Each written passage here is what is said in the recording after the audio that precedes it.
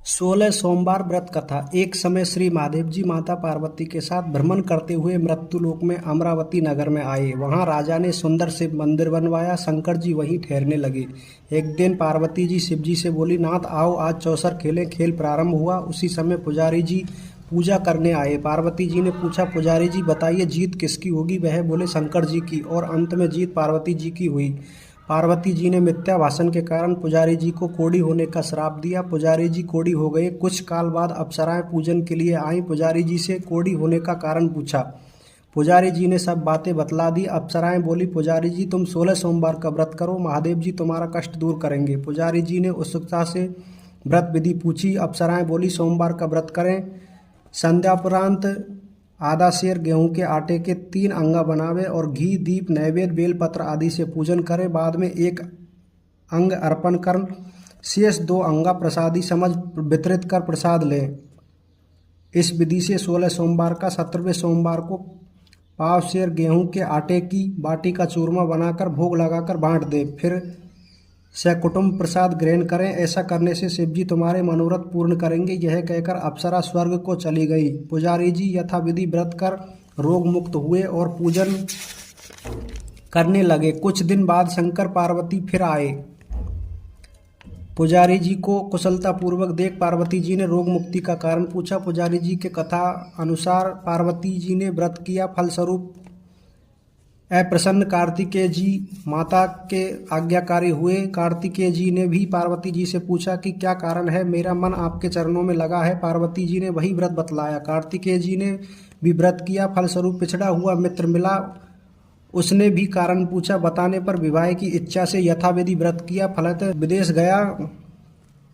वहां राजा की कन्या का स्वयंवर था। राजा का प्रण था कि हथनी जिसको माला पहनाएगी उसी के साथ पुत्री का विवाह होगा। वह ब्राह्मण भी स्वयंवर देखने की इच्छा से एक ओर जा बैठा।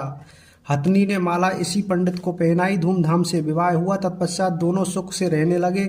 एक दिन राजकन्या ने पूछा, नाथ आपने कौन सा पुण्य किया जिससे राजकुमारों को छोड़ हथनी ने आपका वरण किया? ब्राह्मण ने 16 सोमवार का व्रत सविधि बताया। राजकन्या ने सत्पुत्र प्राप्ति के लिए व्रत किया और सर्वगुण संपन्न पुत्र प्राप्त किया। और बड़ा होने पर पुत्र ने पूछा, माताजी किस पुण्य से मेरी प्राप्ति आपको हुई? राजकन्या ने सविधि सोमवार व्रत बतलाया। पुत्र राज कामना से व्रत करने लगा।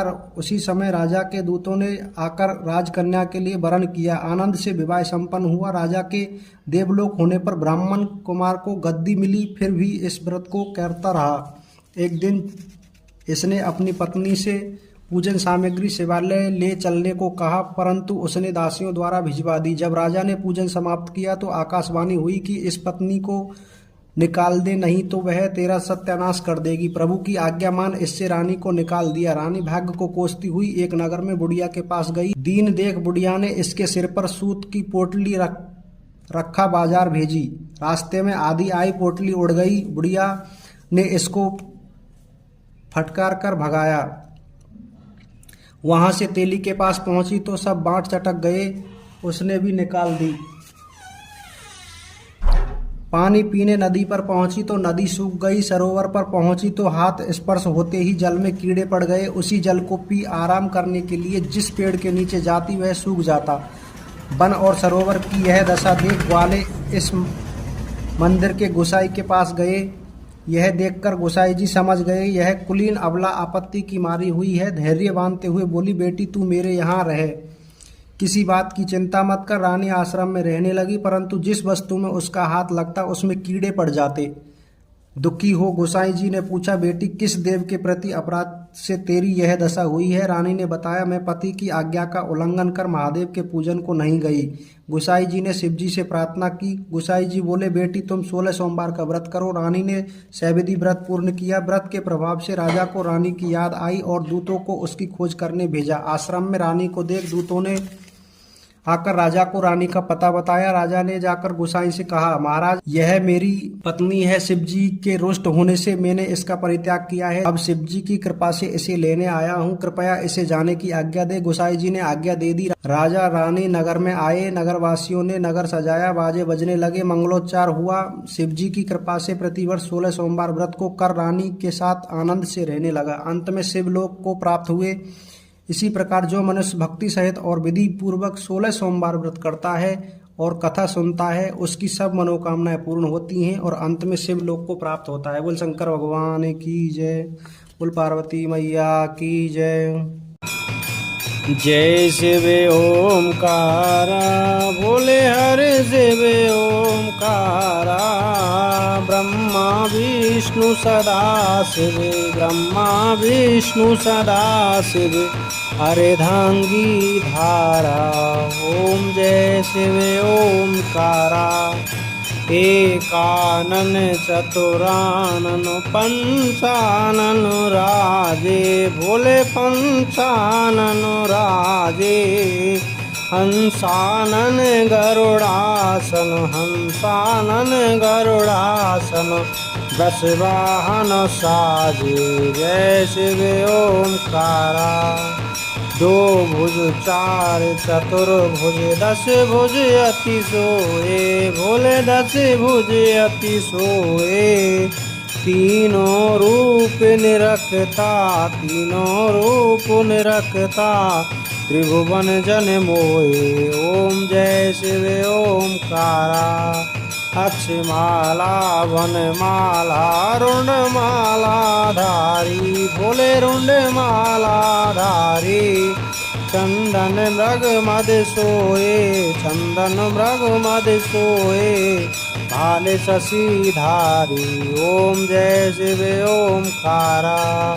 श्वेतांबर पीतांबर बागांबर अंगे, भोले बागंबर अंगे। सनकादिक ब्रह्मादिक, सनकादिक ब्रह्मादिक, भूतादिक संगे। ओम जय शिव ओमकारा। कर के माध्य कमंडल चक्रित शूल धरता, भोले चक्रित शूल धरता। जग करता जग हरता, जग करता जग हरता, जग पालन करता। ओम जय शिव ओमकारा। ब्रह्मा विष्णु सदा शिव, जानते अविवेका, भोले जानते अविवेका। प्रणवाक्षर के मध्य, प्रणवाक्षर के मध्य, ये तीनों एका। ओम जय शिव ओमकारा। जय गुण आरती शिव जी की, जो कोई नर गावे, बोले जो कोई नर गावे। कहत शिवानंद स्वामी, भजत हरि हर स्वामी, सुख संपत्ति पावे। ओम जय शिव ओमकारा। जय शिव ओमकारा, बोले हरे शिव ओमकारा। ब्रह्मा विष्णु सदा शिव, ब्रह्मा विष्णु सदा शिव, अर्धांगी धारा। ओम जय शिव ओमकारा।